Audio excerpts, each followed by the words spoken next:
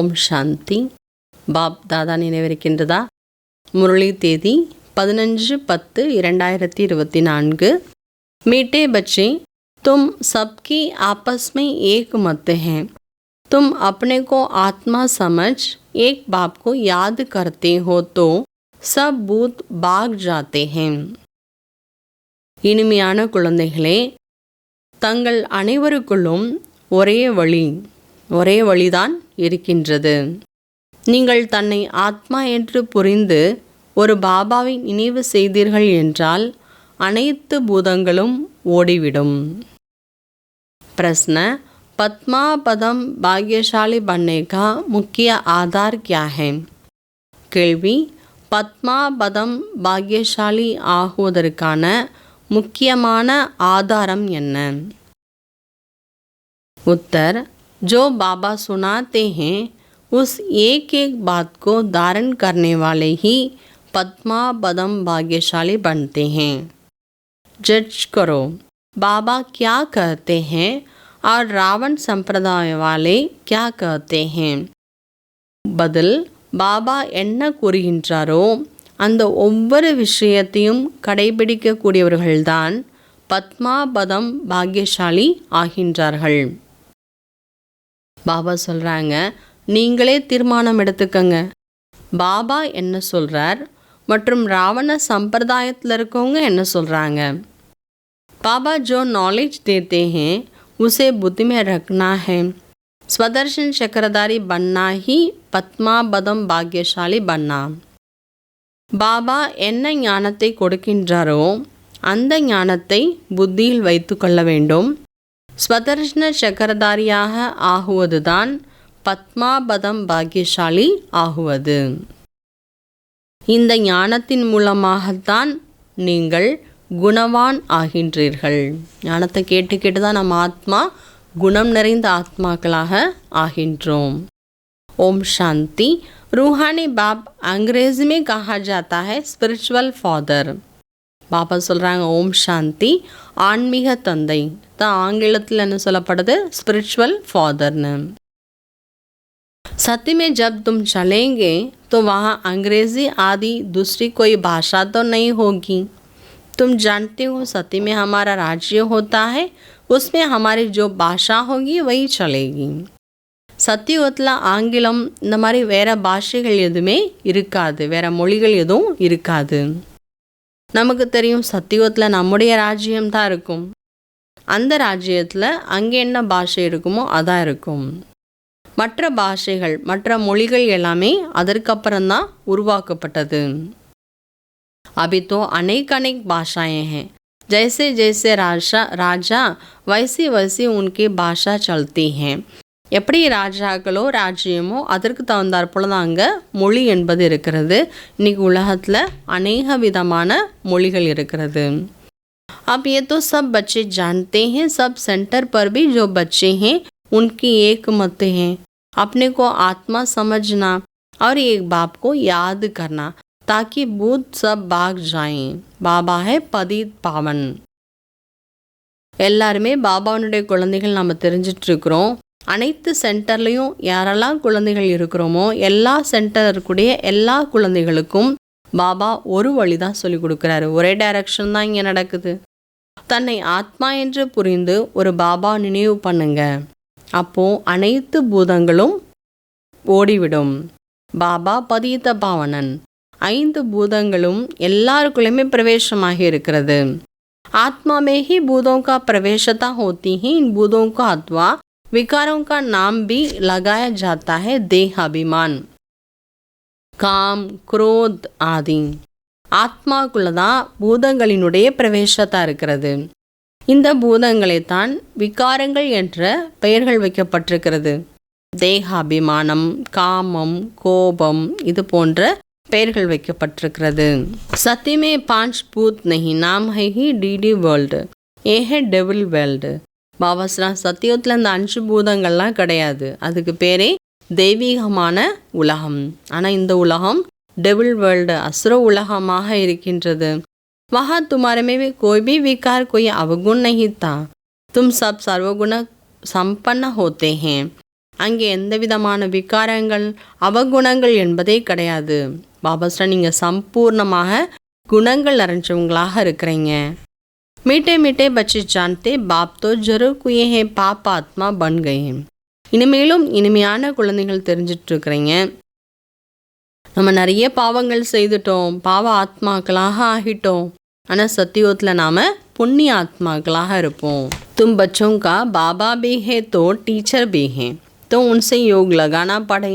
Teacher से पढ़ना होता है, बच्चा जन्म लेता है तो बाबा से योग होता है, फिर 5 वर्ष के बाद टीचर से योग लगाना पड़ता है।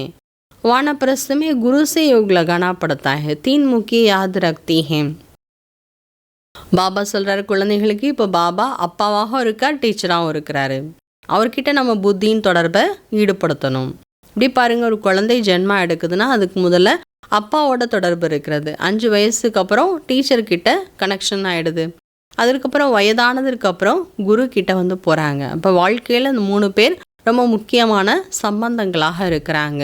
பாபா समझाते हैं, मीठे मीठे बच्चों तुम अपने जन्म को भी नहीं जानते हो, आप बतलाते हैं तुम चौरा जन्म लेते हो कैसे.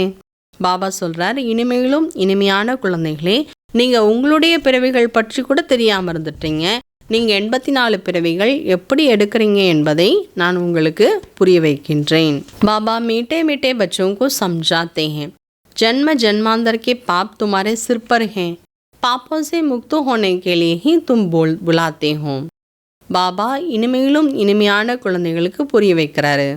ஜென்ம ஜென்மத்திற்கான பாவங்கள் தலைமையில் இருக்கிறது. பாவங்கள்லேருந்து முக்தி அடைவதற்காகத்தான் நம்ம பாபா கூப்பிட்டுட்டே இருந்தோம். மாயா பர் ஜீத் பானே கா மந்திர ஹே, ஏ ஹே மகா மந்திர மன்மனா பவ. மாயாவின் மீது வெற்றி அடைவதற்கான மந்திரம் மகா மந்திரமும் இதுதான், மன்மனா பவ. தாரணா கேலியே முக்கிய சார், தாரணைக்காக முக்கியமான விஷயங்கள். ये पापों से मुक्त होने का समय है, इसलिए अभी कोई पाप नहीं करना. पुरानी सब सामग्री इस रुद्र यज्ञ में स्वाहा करनी है. இது பாவங்கள்லேருந்து முக்தி அடைவதற்கான நேரம். ஆகையால் எந்த பாவத்தையும் செய்ய வேண்டாம்.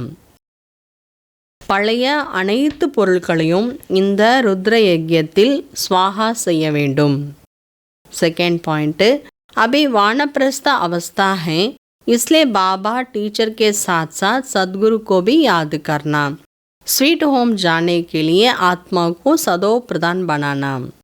இப்பொழுது வானப்பிரஸ்த நிலையில் இருக்கின்றோம். ஆகையால் அப்பா டீச்சர் கூடவே சத்குருவையும் நினைக்க வேண்டும். ஸ்வீட் ஹோம் செல்வதற்காக ஆத்மாவை தூய்மையாக ஆக்க வேண்டும். वरदान, अपनी सूक्ष्म कर्मेंद्रियों को चिंतन करके परिवर्तन करने वाले स्वचिंतक भव. தன்னுடைய சூக்ஷ்மமான பலகீனங்களை சிந்தனை செய்து மாற்றம் செய்யக்கூடிய ஸ்வச்சிந்தனையாளர் आहुंगल. सिर्फ ज्ञान की पॉइंट रिपीट करना, सुनना व सुनाना ही स्वचिंतन नहीं, लेकिन स्वचिंतन अर्थात अपनी सूक्ष्म कर्मेंद्रियों कमजोरियों को, अपनी छोटे छोटे गलतियों को चिंतन करके मिटाना, परिवर्तन करना, यही है स्वचिंतक बनना. பாபா சொல்கிறாங்க, ஞானத்தினுடைய பாயிண்ட்டை மட்டும் ரிப்பீட் பண்ணுறது இல்லை கேட்குறது மற்றவங்களுக்கு சொல்கிறது, இதற்கு பேர் ஸ்வச்சிந்தன் கிடையாது. தனக்கு நன்மை செய்வதற்காக சிந்தனை செய்யக்கூடியவங்க தான் சுவச்சிந்தனையாளர்கள். இது கிடையாது. ஆனால் ஸ்வச்சிந்தனா என்ன அர்த்தம்? தன்னுடைய சூக்ஷ்மமான பலகீனங்கள், தன்னுடைய சின்ன சின்ன மிஸ்டேக்ஸு, அதை கூட சிந்தனை செய்து அழிக்கணும், மாற்றணும். அதுக்கு பேர் தான் சுப சிந்தனையாளர்கள், தனக்கு தானே நன்மை செய்யக்கூடியவர்கள். ஞானத்தை சிந்தனை பண்ணுறது எல்லா குழந்தைகளும் நல்லாவே பண்ணுறீங்க. ஆனால் ஞானத்தை தனக்காக பயன்படுத்தி தாரணியின் ஸ்வரூபமாக ஆகணும், சுயத்தை மாற்றம் செய்யணும். இந்த மார்க்ஸில் ஃபைனல் ரிசல்ட்டு கிடைக்கும். ஸ்லோகன், हर समय करण करावन हर बाबा याद रहे तो मैं पन का अभिमान नहीं आ सकता. ஸ்லோகன், ஒவ்வொரு நேரமும் செய்பவர் செய்ய வைக்கக்கூடியவர் பாபா என்ற நினைவு இருக்கிறதென்றால் நான் என்ற அபிமானம் வரவே முடியாது. செய்பவர், செய்ய வைக்கக்கூடியவர் பாபா. இப்போ நான் என்பது வரவே முடியாது. இன்றைய நாளிற்கான अव्यक्त इशारा। पुराने संस्कार व्यक्त संकल्प व विकल्प के रूप में जब एमर्ज होती हैं तब बुद्धि में एक ही शब्द आता है कि क्यों हुआ, क्या हुआ। व्यक्त संकल्प की क्यों शुरू हो जाती हैं। பழைய சன்ஸ்கார், வீணான எண்ணங்கள் அல்லது விகல்பங்கள் எல்லாம் எப்போ வருதோ அப்போ உடனே புத்தியில் ஒரே கேள்வி வந்துடுது, ஏன் என்னங்கிற கொஸ்டின்ஸ்னுடைய கியூ வர ஆரம்பிச்சிடுது. இஸ் கியூ சமாப்திக்கே பாத் சம்பூர்ணதா ஆகி, எப்போ இந்த கியூலாம் சமாப்தி ஆகுதோ அப்போ தான் நம்ம சம்பூர்ணமாகவே ஆக முடியும். ஃபிர் ஓ கியூ லகேகி, நம்ம சம்பூர்ணமாயிட்டோன்னா நம்மளை தர்ஷனம் பண்ணுறதுக்காக அடுத்த கியூ வர ஆரம்பிச்சிடும். जब क्यों शब्द निकल जाएं तब ड्रामा की बावी पर एक रस तेरियम रहेंगे। எப்போ நம்ம ஏன் என்ற வார்த்தைகள் நம்மளை விட்டு போதோ அப்போ தான் நாடகத்தில் எல்லாமே உறுதியானது, நாடகத்தில் நிச்சயிக்கப்பட்டதுங்கிற ஒரே ரசனையோட உறுதியான ஆத்மாக்களாக நாம் இருக்க முடியும். ஓம் சாந்தி.